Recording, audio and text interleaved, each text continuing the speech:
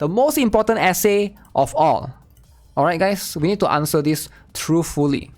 This is the most important one. Nothing but this one. Why is the gacha community so toxic? Is there a reason? Alright, can you guys name one reason? Why is the gacha community toxic? Because the characters in gacha games are cute and they are wholesome. So why are the community toxic? Toxic, alright? Is there a reason for this? Can you guys name one specific reason? The raids. So you mean the raids is causing it to be this way? Real community isn't toxic. Reddit is. Because of posts like this guy. Because of posts like this guy. If the gacha community is toxic, then what about CSGO, LOL, Dota, etc? Damn. I do agree that there are more toxic communities out there, right? But I don't know, it depends on which community. I think he's talking about Genshin, maybe? I don't know which, because like all the communities are quite divided. For example, like Genshin community and Blue Archive community are way different. I feel like they are way different. I've been playing many different gacha games for a while, but I'm not very involved in the community drama. However, I do see the drama that happens and I'm always curious of why the community is so toxic. A lot of games have fan bases, they are notorious for a specific trait, but the whole gacha genre is usually classified as toxic. My first thought is that it's just a loud minority, but the longer I play, the more I realize that it's a good amount of players and not just a minority. I actually think it's just loud minority though. It's probably just in x.com or Twitter or just in Reddit, right? Actually, most community aren't toxic at all. Like I disagree with this, right? I will see random people hating on each other due to what games they play, such as Genshin versus Wuthering Waves or the recent hate on ZZZ. I understand that the community is toxic, but I want to know why. Is there something about these games that attracts toxic people? If you're somebody that involves themselves in this type of drama or just keeps up with it a lot, could you explain this to me? I've always been very confused on why the community is like this. Why is the community so toxic? What about competitive games? It's just loud minority, the real community too busy playing a lot of gachas. I do agree. The community isn't this crazy. People are toxic versus other games because they don't play. They don't play because they don't want to feel like they invested time or money into the wrong game. Really? Is that like a factor? I don't think so, right? No, I don't feel that way actually. Maybe within Genshin and Wuthering Waves, maybe that's something that you see. But like between like some smaller games, I don't think that's like the case. Toxics are free to play. The reason could literally be anything. So here's what I think, right? I could be wrong. You guys could correct me if I'm wrong. Here's why I think it could be a factor of why gacha community are toxic. Alright. So let me type. Why gacha... So the reason why, I think, because most gacha games, or all gacha games, are free. Right? So they are typically free.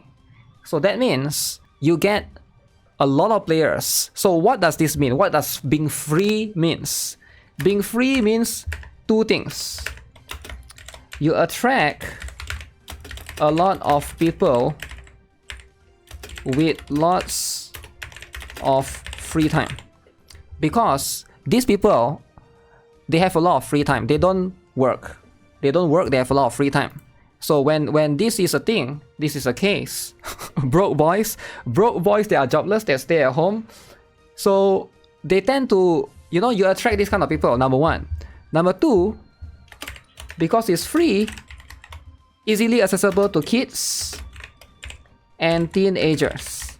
I do feel like this is also one factor that could affect it. Poor people. It sounds really stupid when you say this, but if you think about it, right? Let's try and think for a little bit. League of Legends. A lot of people know that League of Legends is toxic, right? I'm sure you guys are also aware of that. Dota 2 is also Counter-Strike. You know all of these free games, even Fortnite, right? And usually they are quite toxic actually. But when I never hear, for example, like, let me think of, I'm trying to think of a game that you can buy only. For example, Witcher 3, right? I've never heard of Witcher 3 community being toxic. Because that game is you have to buy. Elden Ring community is toxic AF. How? How are they toxic? Call of Duty toxic? I'm not familiar with Call of Duty. Nutaku Irolex community are chats. Waifu collectors also attracts a lot of basement dwellers. Yeah, I feel like this could be a factor. This one maybe less of a factor because this one could be anyone. But I think because you attract a lot of kids and teenagers, and kids or teenagers are usually also in this category, right? People with a lot of free time. When you are a kid, you are a teenager, you tend to have more free time compared to when you're an adult, working adult. You know, maybe you have to help your parents with stuff and then you have more responsibility as an adult. So easily, when you are in this category, not that all teenagers and kids are toxic, but there's just most of the time, these are the ones that are usually like, you know, the one that's spamming, spamming the N-word or whatever all over on social media. You'll see them a lot. GTA 5. Free game like Warframe and Path of Exile actually not toxic though, because it requires higher ceiling to play. Yeah, probably complex games like that. It also depends on the genre as well, right? I do think that gacha games are simple and are not overly complex. It's simple enough for you to get into, which is also could be a factor, right? That's just what I think though. Let's see what people have to say here. It is a lot minority. You mentioned Genshin and Wuthering Wave. You realize literally millions of people play those games. Yes, what you see online is a minuscule portion of those players, and those complaining and making drama are even less than that. Ooh, drama? ZZZ feels better? This is what I came to say basically. Most players aren't joining drama wars on Reddit or Twitter. They just play the game and then go about their lives. You also have to imagine the people on here are far more invested, and these games or brands are part of the identity. It leads to a lot of the unhinged behavior you see when it's personal to them. Wuthering Waves has 5 million plus downloads on the Google Play Store. If even 0.0001% of the players were super toxic people, there will be 500 toxic players. Wow. What did he get -2? Time and money investment. People still want to defend the thing where they invested the most, either time or money. So they will defend it to the tooth and nail regardless of flaws. It's the same with console wars, MMO wars, and sports. Most online arguments eventually do devolve into personal attacks.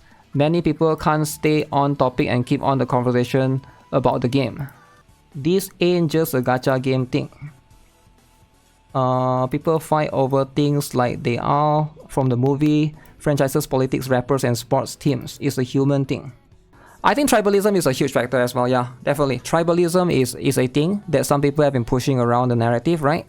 They find a game that they dislike enjoyable or find the game they enjoy unfun, so it results in a lot of name-calling or brain rot.